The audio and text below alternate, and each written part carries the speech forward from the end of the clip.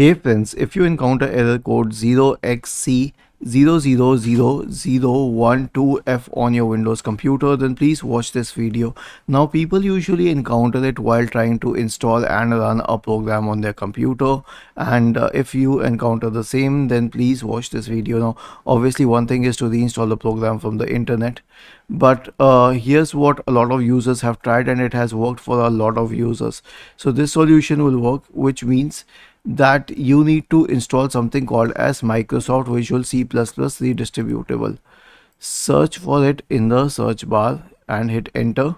Now go to the website, select Visual Studio 2015, 17, 19, 22, and then you need to download this one, the second one, the x86 version. And once you do it, then click on this file to install it. Select I agree to the license term, install, give permissions, and it will be installed on your system.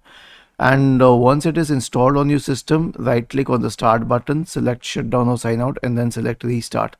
Once you restart this computer, this will fix Microsoft Visual C++ on your system, and you will be able to use the program as normal. It will basically fix your problem. Was this helpful?